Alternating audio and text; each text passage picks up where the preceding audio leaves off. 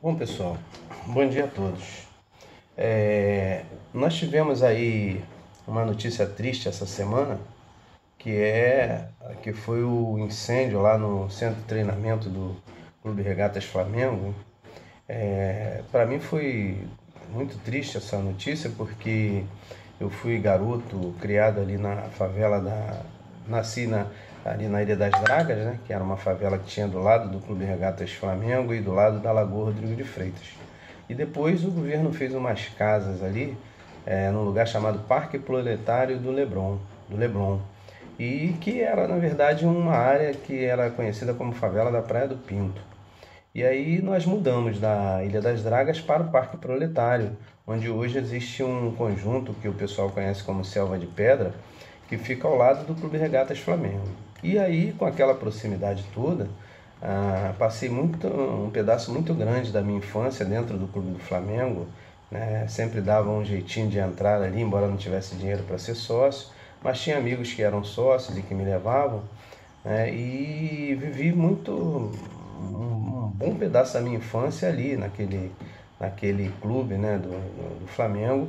E joguei muito futebol com alguns garotos do clube, né, que depois vieram a ser jogadores de futebol do clube do Flamengo, vieram até jogaram na seleção brasileira e que eram meus amigos quando éramos jovens, quando éramos crianças, ao ponto de discutirmos quem jogava mais, quem jogava menos, um querer dar olé no outro para dizer que era melhor, né? Bom, então assim, eu tive uma história com esse clube, né? Da minha infância. Claro que o clube não teve história nenhuma comigo, mas eu tive uma história da minha infância com esse clube, com os amigos que fiz lá na época da infância, né? Da minha infância. Fui boleiro também, pegava bola, né, de tênis lá, os tenistas praticavam seu esporte e pagavam as crianças para ficar pegando as bolas que saíam lá, que eram, né, que saíam fora da jogada, né? Então nós éramos pagos para pegar essas bolas e tudo, e eu era um desses boleiros, né? E então assim tive uma ligação muito grande com esse clube, embora seja torcedor do Botafogo, porque na minha época o craque, né, os craques do futebol nacional eram Garrincha e Pelé. E aí quando eu comecei e decidi a gostar de time, eu gostava do Botafogo, que naquela época era o time de futebol, né? É, Era o time que atraía torcedores, né? O pessoal da minha idade, normalmente, grande parte, né, dos cariocas da minha idade são botafoguenses, né? Bom, então assim, por isso eu não queria ouvir essa notícia, né? Mas hoje, assistindo o repórter, assistindo o esporte na televisão, eu não tive como fugir, né, da apresentação dessa catástrofe. E aí me veio um pensar, né? Poxa vida, um time de futebol que paga milhões para seus jogadores não podia ter gasto milhão para fazer um vestiário decente, fazer um alojamento decente para os garotos dormirem, né? Assim, então a gente percebe negligência nessa questão aí da segurança. Os executivos do clube talvez entendam bastante de futebol, mas falta outras percepções para esses caras, né? Porque você vai fazer alguma coisa que exija segurança, e se você tem dinheiro, pague um profissional de segurança. Pague um profissional para chegar lá e dar as ideias dele, mostrar por quê, né? Porque é claro que quando a gente fala de ciência, e segurança também é ciência, né? Hoje em dia é considerado ciência, a gente tem inclusive faculdades aí de engenharia de segurança. Então, se é uma ciência, não é para o cara dar pitaco, é para ele falar cientificamente sobre o assunto. Então, por que não chamar, né, profissionais da área de segurança para dar as suas colocar, né, o seu conhecimento à disposição do clube, um clube que gasta tanto com atletas, né, e economizando em um alojamento que, pelo que eu vi ali, bem precário, porque hoje você vai fazer um kitnet, você vai gastar aí, se fizer um kitnet bom, né, para alugar, ou para vender, ou para usar, que seja, se você fizer um kitnet bom, se você gastar 18 mil reais, você está gastando bastante para fazer um kitnet. Então, aquele alojamento, pelo tamanho dele, ele não sairia aí a 200 mil reais, um alojamento bem feito para essa garotada aí. Então acho que o Flamengo pecou pela qualidade dos seus executivos. Acho que os executivos do Flamengo falharam grandemente, né? Falharam grandemente. Fui ver aqui se o vídeo estava tudo ok aqui. Então os executivos falharam grandemente, né, nas suas ações ali, porque pelo financeiro é fácil você decidir quanto vai gastar no alojamento desse. Primeiro que é uma coisa que não é cara, e depois porque financeiramente esses garotos vão dar o retorno. Então, se você pensar no custo-benefício de um alojamento melhor, você vai optar por gastar mais, que foi o que o Flamengo não fez. E que para mim é uma leviandade dos executivos, né, da casa, não terem pensado isso. Não terem colocado, quando a gente fala de empresa, e clube para mim é empresa, né? E se a gente for olhar na definição de empresa, um clube é uma empresa sim. Então, se a gente for olhar aí, né, como uma gestão empresarial, é só fazer o cálculo e ver que o benefício pagaria o custo, porque a venda de um garoto desse aí para o exterior paga qualquer alojamentozinho aí para 80 crianças que seja, que não era nem o caso ali, certo? Então os executivos falharam, e aí também tem aquele executivo, não sei se no Flamengo tem, um responsável por infraestrutura, que também falhou, porque se eu penso em infraestrutura, eu penso também em segurança, e se eu penso em segurança e eu não sou profissional de segurança, que isso aí é normal, ninguém sabe todas as coisas, eu não sou profissional de segurança, eu vou procurar um profissional de segurança para dar consultoria, para não acontecer o que aconteceu. Né? E aí qual foi a consultoria que o clube escolheu? Ela escolheu a consultoria do fisco, né? Então a fiscalização ia lá e dava uma multa. Isso de certa forma era uma consultoria cara, né? Uma consultoria muito cara. Então a fiscalização ia lá e dava uma multa no clube, o clube pagava umas, não pagava outras, e pelo jeito não fazia o que era certo, porque se eu tomo a primeira multa, quando o fiscal multa, ele faz uma relação das coisas que estão certas, das coisas que estão erradas, né? Certo não, o fiscal normalmente ele anota só as coisas que estão erradas. Então, se o fiscal anotou as coisas que estão erradas, ele está me dando uma consultoria. E se ele me deu uma multa logo nessa primeira vez, não me deu chance nenhuma, né? Eu já vou correr atrás de resolver tudo para não tomar uma segunda multa. E o Flamengo não fez isso, continuou tomando multas, né? Então, assim, isso mostra a falta de capacidade, né, dos seus executivos nessa área aí, né? Mostra também falta de sensibilidade e falta de responsabilidade. Por quê? Porque se eu pego uma criança, que foi o que o Flamengo fez, né, pegou os garotos e levou lá para o centro de treinamento dele, se ele faz isso, ele está tirando a responsabilidade dos pais e trazendo para si essa responsabilidade de garantir a integridade desses garotos, né? Que são menores de idade, então eles deveriam estar sob a tutela de seus pais. Mas o Flamengo pegou esses garotos e em alguns momentos da vida deles o Flamengo tutelou esses garotos. Ele foi responsável pela garantia, né, da integridade desses meninos, né? E falhou com isso, né? Não foi absolutamente capaz de dar essa garantia na sua totalidade necessária. E por causa disso aconteceu essa fatalidade e perdeu-se diversas vidas lá, né? Bom, eu fico um pouco triste, porque como falei, eu tenho na minha vida um pouco da historinha do Flamengo, tem muita gente boa que eu conheci lá, né, que me tratou muito bem quando eu era criança, e eu tenho um carinho por esse clube muito grande, e fico triste quando vejo a incapacidade das pessoas que hoje estão à frente dessa administração aí, né?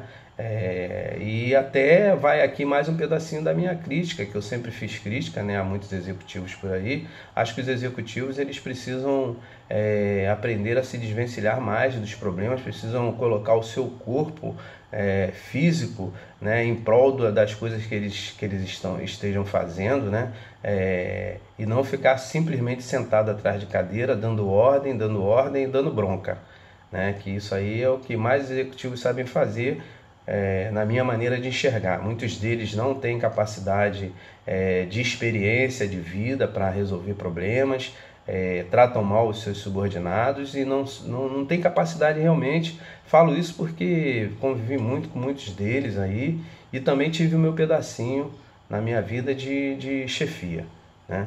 E quando eu era chefe eu respeitava bastante os meus subordinados e me preocupava muito com a parte científica do meu trabalho.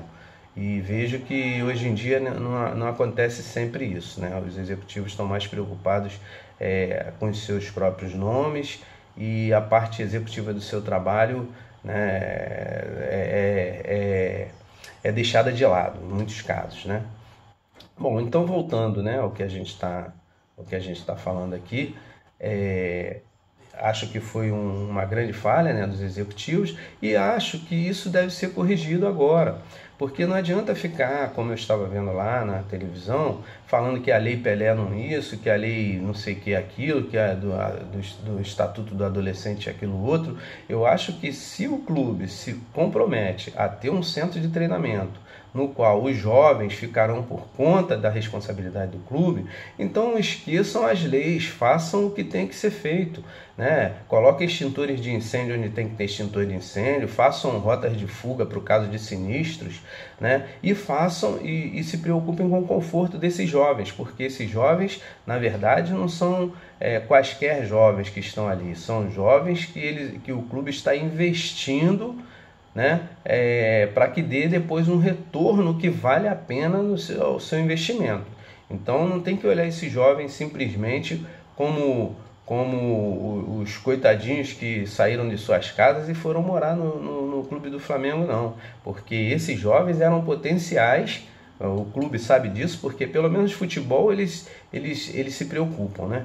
Então o clube sabe disso, sabe que está gastando dinheiro com uma pessoa que lá na frente vai dar retorno, ou que pelo menos espera-se isso de acordo com todos os indicativos presentes, né?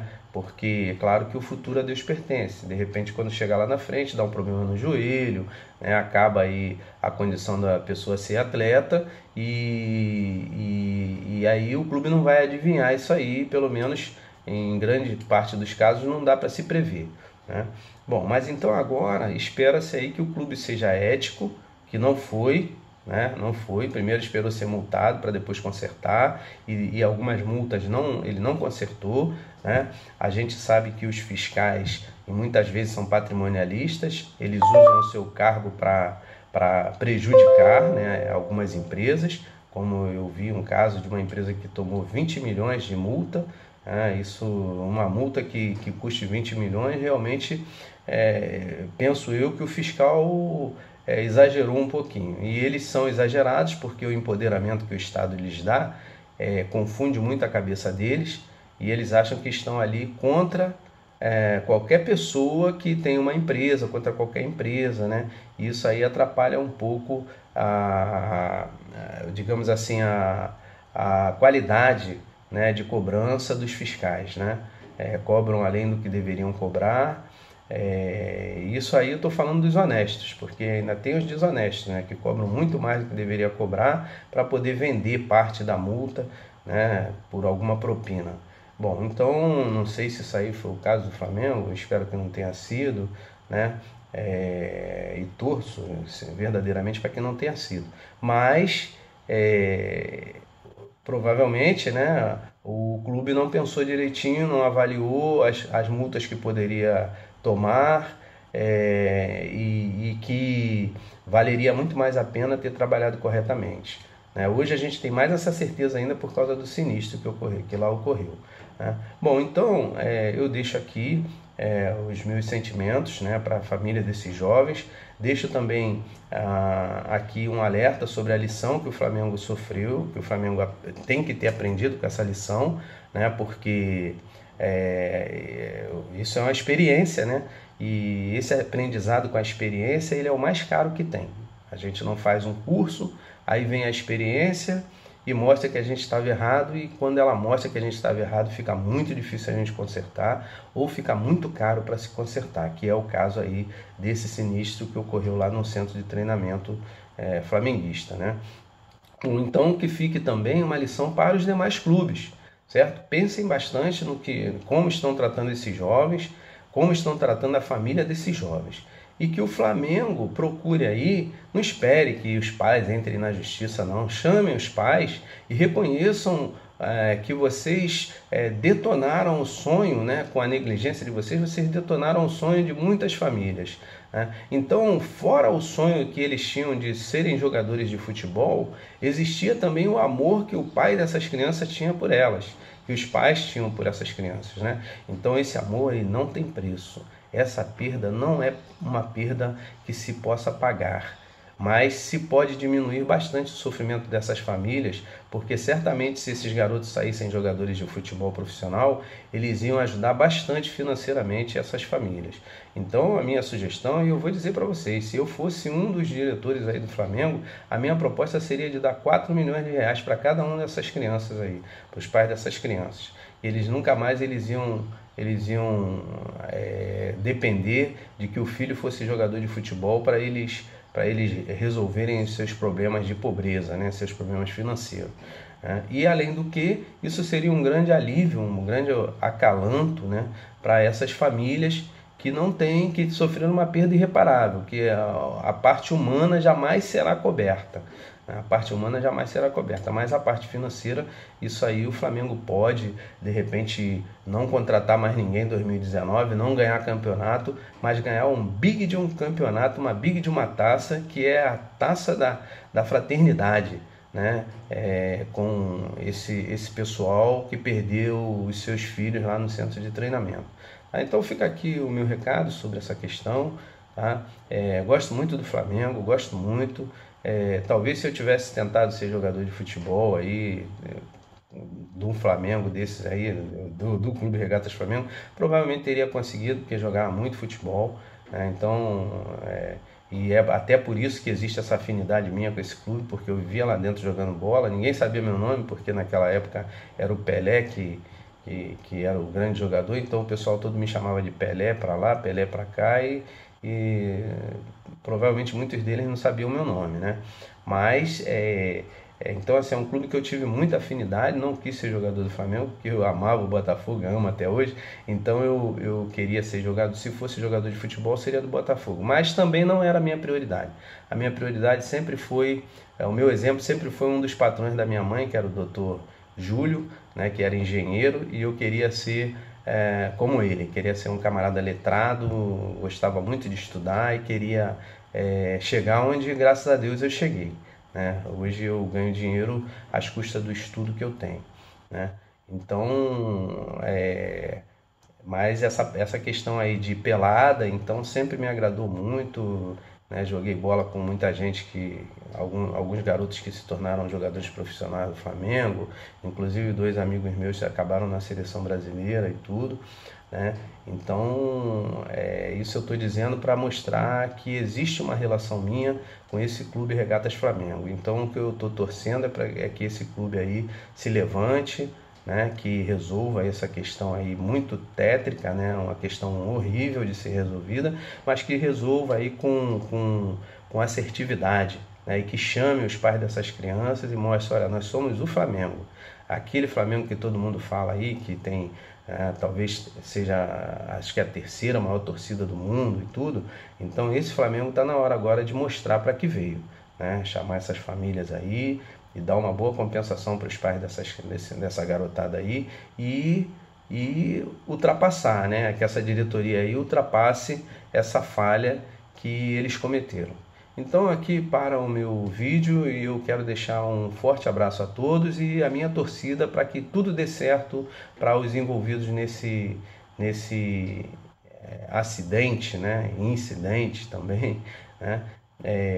Flamenguista. Bom? Um forte abraço a todos e o meu boa tarde.